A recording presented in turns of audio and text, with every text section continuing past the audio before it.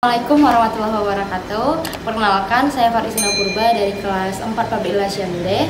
Video ini saya buat untuk memenuhi tugas mata kuliah Public Speaking ujian akhir semester dengan Bapak Usman Emikom. Kali ini saya akan membahas tentang bagaimana cara mengatasi demam panggung. Demam panggung bisa dirasakan oleh semua orang. Siapapun bisa merasakan demam panggung, baik dia sudah profesional ataupun seseorang yang baru ingin berbicara di depan umum. Mungkin ketika kita ingin berbicara dengan satu atau dua orang saja itu sangatlah mudah. Tetapi jika kita melihat orang banyak, kemudian kita akan berpikir kayak, aduh takut nih. Atau yang kedua, kita akan melihat orang-orang itu adalah orang-orang asing yang belum kita kenal. Ketika kita akan berbicara di depan umum, kita akan berpikir bahwa panggung itu adalah sosok yang menakutkan. Akan tetapi kita harus yakin dan percaya dengan kemampuan kita agar kita bisa menempatkan diri kita. Selanjutnya, ada beberapa hal yang positif, citra positif dari diri kita sendiri yang harus kita kembangkan. Yang pertama, rasa percaya diri kita, karena kalau kita nggak percaya diri, kita nggak bakal bisa berbicara di depan umum. Yang kedua, kita harus latihan semaksimal mungkin. Kalau sudah latihan yang matang, maka kita akan mendapatkan sesuatu yang maksimal juga. Yang ketiga, kita harus bisa bersikap kita itu mampu. Jadi ketika ada tugas yang diberikan, kita harus mampu untuk mengerjakan. Jadi kita harus yakin sama diri kita sendiri. Nah, yang keempat, kita harus bisa menempatkan diri. Misalnya dengan siapa kita berbicara, pokoknya kita harus mengetahui siapa lawan bicara kita. Nah, sebenarnya rasa takut itu bisa kita hilangkan, karena pada dasarnya public speaking itu adalah bagaimana cara kita berbicara di depan orang banyak. Kemudian kita bisa mengontrol emosi kita, menempatkan kata, memilih kata, serta nada kita atau intonasi kita dalam berbicara atau menyampaikan sesuatu kepada halayak ramai.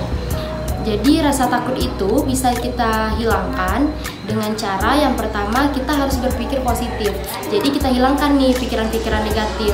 Misalnya kita berpikir nanti aku nggak bisa nih tampil semaksimal, tapi kita harus berpikir oh saya bisa. Yang kedua berlatih dan berlatih. Karena pada dasarnya ketika kita ingin menjadi seorang yang profesional, kita harus berbanyak latihan. Karena ada dua kunci sukses. Yang pertama kita perbanyak latihan, yang kedua berbanyak praktis. Karena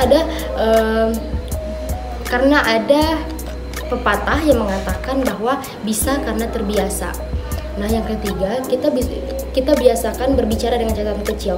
Jadi kita tulis di sini apa-apa saja poin yang harus kita sampaikan. Misalnya yang pertama ini, yang kedua itu, yang ketiga ini. Nah, nanti kita akan bisa mengembangkan dengan kata-kata kita sendiri. Terkadang seseorang ada yang bisa berbuat seperti itu. Yang keempat, kita usahakan kita datang lebih awal. Karena kalau kita datang lebih awal, maka nafas kita pun tidak akan terburu-buru ya. Kita merasa rileks, santai gitu. Nah, yang kelima, kita harus fokus kepada pesan yang akan kita sampaikan kepada audiensnya. Nah, jadi ketika kita menyampaikan pesan nanti, jangan kebanyakan jokes atau kebanyakan pembukaan atau penutupan, sehingga pesan yang akan kita sampaikan tadi tidak tersampaikan dengan baik. Jadi audiens ini nggak akan ngerti apa yang kita sampaikan. Dan yang keenam, kita bisa melakukan penutup yang powerful.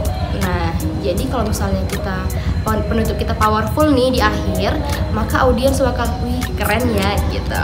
Selanjutnya, demam panggung ini ternyata bisa kita kalahkan loh. Yang pertama, dengan cara sebelum kita tampil, kita harus mencuci muka terlebih dahulu. Maka kita akan berpikir, mungkin pikiran kita akan fresh, atau tadinya kita ngantuk, kita nggak bakal ngantuk nih. Nah, yang kedua, kita bisa mengatur nafas kita. Jadi tadi kalau kita misalnya datang lebih awal nih, kita sudah bisa mengatur nafas kita. Jadi kita nggak tergesa-gesa ketika kita ingin menyampaikan sesuatu kepada audiens.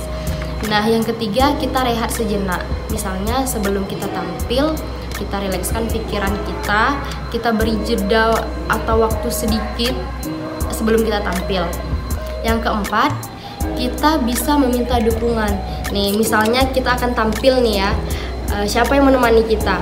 Misalnya orang-orang terdekat kita, seperti sahabat kita atau orang tua kita, maka kita minta dukungan dan doa gitu. sama mereka. Jadi kita kan terasa semangat. Nah selanjutnya ketika kita ingin menyampaikan sesuatu kepada audiens atau kita akan melakukan yang namanya public speaking, kita bisa mulai dengan tersenyum dan yakinlah kepada diri kita sendiri bahwa kita bisa melakukan itu. Sekian, terima kasih. Thank you so much for watching. See you. Don't forget to like, subscribe, and comment. Wabillahi taufiq wal hidayah. Wassalamualaikum warahmatullahi wabarakatuh.